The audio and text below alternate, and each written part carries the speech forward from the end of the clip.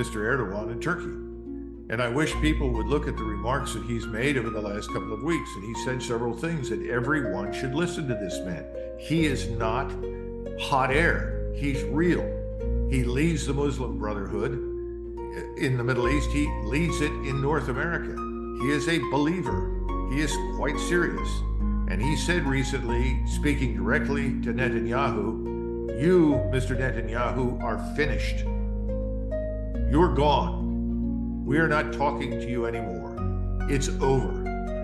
Then he said, you, Mr. Netanyahu, are quick to threaten others in the region with your nuclear power. Let me be clear, all the nuclear weapons at your disposal will not rescue you. You will not survive this. And then he said, at some point, Turkish soldiers will fight in Gaza. Now, those need to be combined with what the Crown Prince of Saudi Arabia said, because you're looking at two sides of the same coin. One kind is military power. The other coin is primarily economic. You have the Suez Canal, you've got the Straits of Hormuz. What does it take to shut them down and block them? Not a great deal. And then you have Iran. Iran is not like Turkey. Its population is not violently anti-Israeli. It isn't. It's very upset by what's happening. But the Iranians are much more moderate in their views. Unfortunately, though, the Iranians know that if they are to be taken seriously in the region and by the Islamic world, they have to take Gaza very seriously, and they've done that. They have an enormous arsenal of tactical theater ballistic missiles, as well as cruise missiles and unmanned systems. They have enough of them ready to shoot, ready to launch, that they could destroy much of Israel's urban terrain. In other words, its cities. We haven't even discussed the Turks yet. I'm talking about Iran. The biggest mistake we could make would be to attack Iran. And pointing to Iran and blaming them for what happens in Iraq and Syria is infantile. Those militias want us out of their countries. That's what it's about. Get out. You're not wanted. And the people that have been working to bring on a war with Iran for over a decade are saying everything they possibly can, once again, to indict Iran and provoke a war with it. I mean, remember, President Trump went through this in 2019. You had Bolton at the time, and Pompeo, McKenzie and CENTCOM. All these people were, well, it's Iran, it's Iran, it's Iran. We literally set them up to shoot down the global hawk. He's got an aircraft carrier battle group headed to the Eastern Mediterranean to support him. I don't know where the Eisenhower is or what its state is, but it went into port after being damaged in some way by the Houthis. But I suspect that they could refurbish the Eisenhower, bring that back out to sea, which gives two carrier battle groups with the capability to contribute to Mr. Netanyahu's war. So I think right now, the one thing we can bet on very certainly, with great certainty, is a war with Hezbollah. There's no question about it. And Hezbollah says it's ready. It not only says it's ready, but it says it's going to have additional fighters show up to support them. I think they know that ultimately, when Israel goes after them, it's a war to the finish. There's no question about it. It's even worse than what we've seen, frankly, in Gaza. This is a war that the Israelis know they cannot afford to lose, which inevitably means that Iran will come into the war.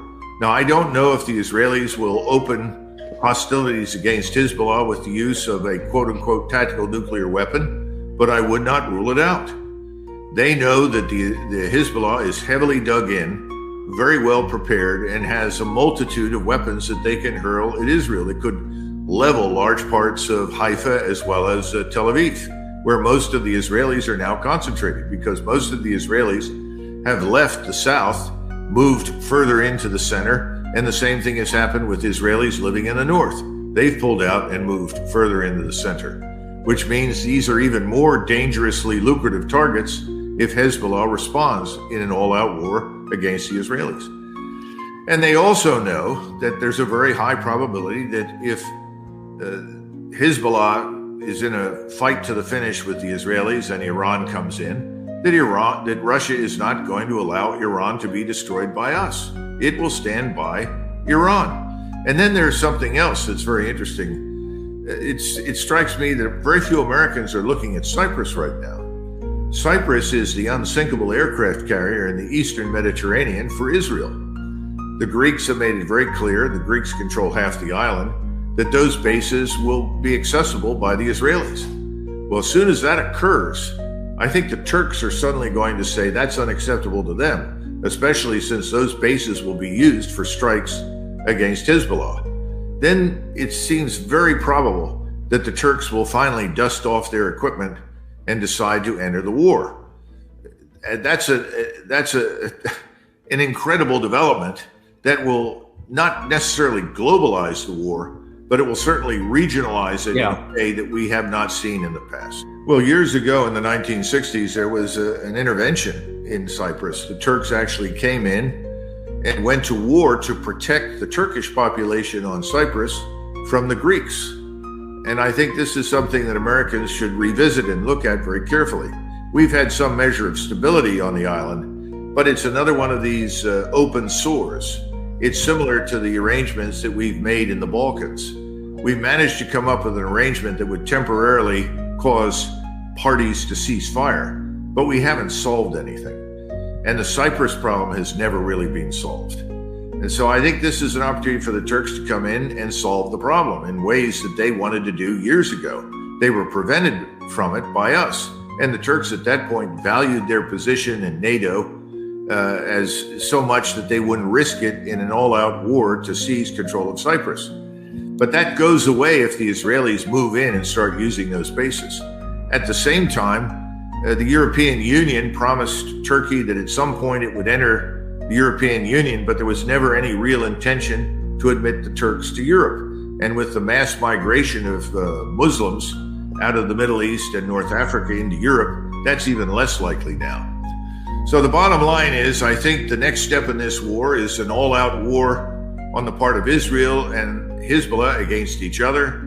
The very high probability that Iran will now move into the conflict to support its friends in southern Lebanon, because I don't think they're going to stand by and allow Israel to destroy them. That brings in Russia, and that also opens the door to Turkey. And I think the Russians will tell the Turks, if you want to move on Cyprus, we'll support you, because we understand that's a vital strategic interest for you. You don't want Cyprus to become the aircraft carrier for your enemies. And the Turks are increasingly viewing Israel as their enemy. So Doug, this brings up so. Well, we've not even addressed the vulnerabilities of our forces that are still sitting in the Middle East and the various bases there, which are easy for the Iranians to target.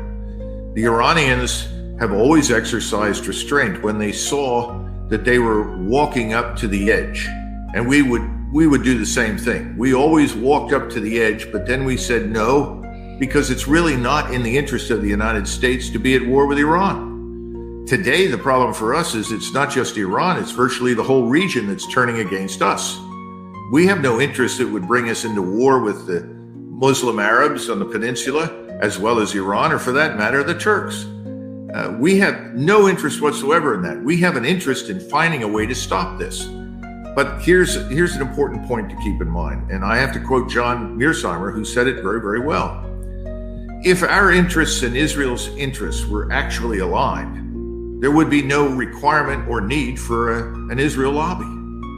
Why is there an Israel lobby pouring hundreds of millions of dollars into people's campaigns and pockets on the Hill, in the House, in the Senate, and even in the White House?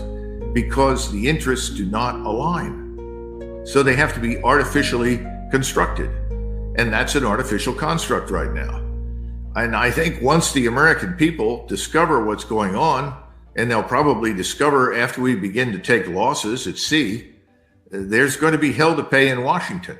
No amount of money will ultimately buy off the American electorate.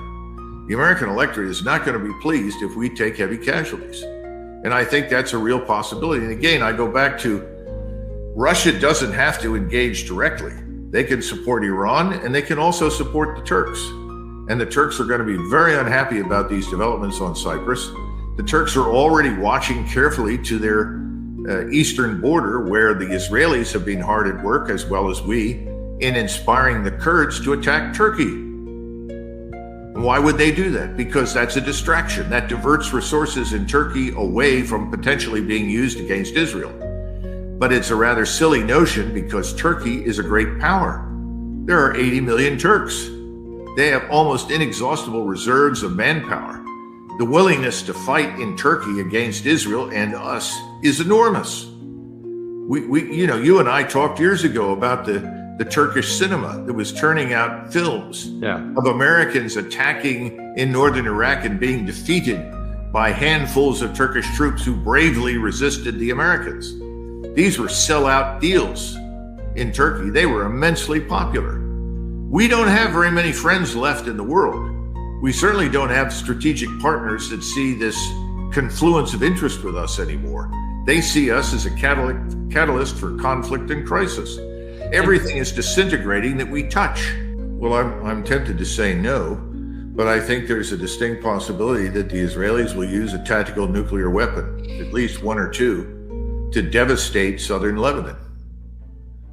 What they want to do is drive all of these people north of the Litani River, just as they want to drive the Arabs in Gaza into Egypt or into the desert or kill them. They'll take the same approach with Hezbollah, thinking that they can drive all of the Arabs there north of the Litani or simply kill them. That's why I say this is not going to happen. Others will become involved. The war will spread. Everything escalates. And if they do use a nuclear weapon, then I would say it's almost game over. Anything is possible at that point. The Turks have always known that they could acquire nuclear warheads for their missiles from Pakistan, which has always been on very friendly terms with the Turks. Now that means you end up with a nuclear-armed Turkey. There is no reason why the Iranians right now cannot build a nuclear warhead and put it on one of their missiles. They have elected not to do that. There has been a fatwa saying that that would be a sin. But at some point, sinning becomes better than staring Armageddon in the face if the Israelis deliver it to you first. So I think once you go into Lebanon, this is manna from heaven, so to say, for Mr. Netanyahu, because he thinks then that brings us to his aid. But then you've got to look at us. Where do we stand? How vulnerable are we? What are the reserves of missiles and rockets that we've discussed for many, many years? And how rapidly can we turn up our industry and have it produce these things in sufficient volume that we can overwhelm an enemy? And I think the answer is it's very unclear that we can do that. We have too many one-offs in terms of missile products and rocket products that take time to build. Are we going to get them there very quickly? And where do we reload?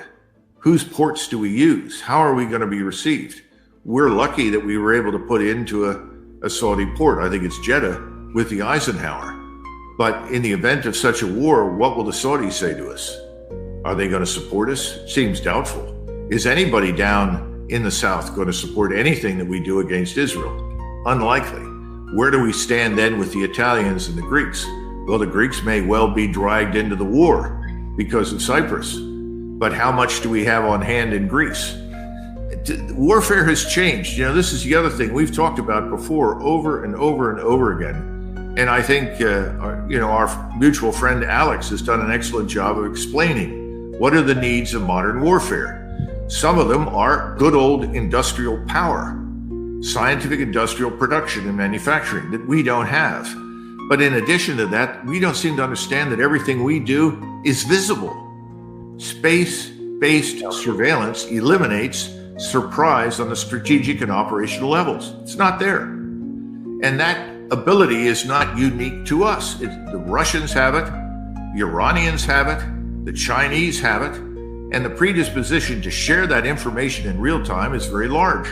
The reason the Ukrainians have held on as long as they have, in part, is because of the intelligence and information we've provided to them. Right. Now, the Russians have learned how to operate in this environment. We have not.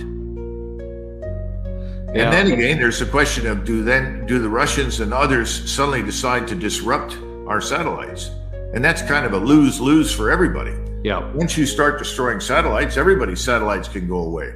Are we prepared to operate without the aid of those satellites? The Soviets used a concept which was really developed by Lenin many, many years ago. It was called the correlation of forces. And they would simply look at a country and they would say, how much can this country produce in terms of food, spare parts, military power, and so forth.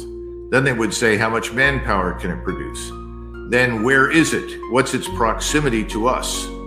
This is how they would calculate the potential for other nations to threaten them. Then they would also look at themselves and say, given where we are and what we've got, what is the correlation of forces for us? Where do we stand? And then they would match these things and say, on one hand, we have, this combination of capability and forces, not just military, but also social, societal, cohesion, political, diplomatic, industrial, economic, scientific, technological, all of those things. And then the opponent has these things. Now, you've heard Putin say many times, very truthfully, that if you look at the NATO alliance collectively, it has the capability to defeat us, the Russians.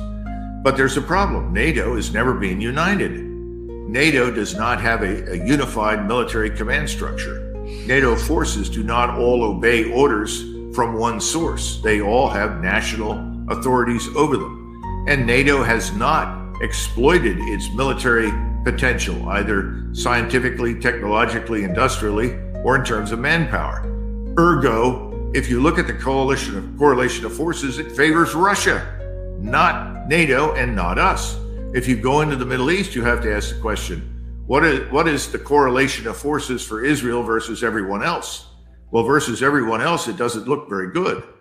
And then the question is, how much can we compensate? How much can we bring to the fight? Well, you and I know that the United States Army is in ruins. It can't do a damn thing. And now we've seen the Russians, who have clearly made it obvious that they can escalate horizontally. In other words, they're going to start fires elsewhere that divert our resources, our attention, and our capabilities. And then finally, you have to ask the question about national will and resolve to do anything. What are we resolved to do right now? Congress may be resolved to do lots of things that makes it money. In other words, if it enriches them, sure, I'll vote that way. You want me to vote this way because the Koch brothers and their friends are providing cash because they want to do things with oil and gas and coal and others? That's fine, I'll vote that way. Oh, the Israelis, they want to go to war with their neighbors? Sure, pay me, get me elected, and I'll support that. Until suddenly somebody realizes the correlation of forces isn't good. We could actually lose. Yes. And this is what nobody really wants to face. And so everybody talks as though it's 1991, Dan. Right. And it's not 1991. Those days are over. We squandered all of the advantages and assets that we had. I'm not saying we should have stayed in a state of war with everybody since 1991. That's not my point. But we did not build anything new. Why are we running around in tanks that were designed in the 1970s for use in the 1980s? Why didn't we fix the engines? What are we doing using Patriot missiles and missile batteries and radars that were designed in the 70s for use in the 80s, even now? Why haven't we massively improved and updated and modernized? Because we never did the things along the lines of downsizing and reorganization to extract savings in order to do that. No, we fed the beast. And the beast said, send me what I always do. Give me money and I'll give you back what I always produce. Why do we have ships that are simply irrelevant? Because they're no longer equipped or designed to deal with a very different strategic environment. We could go on and on.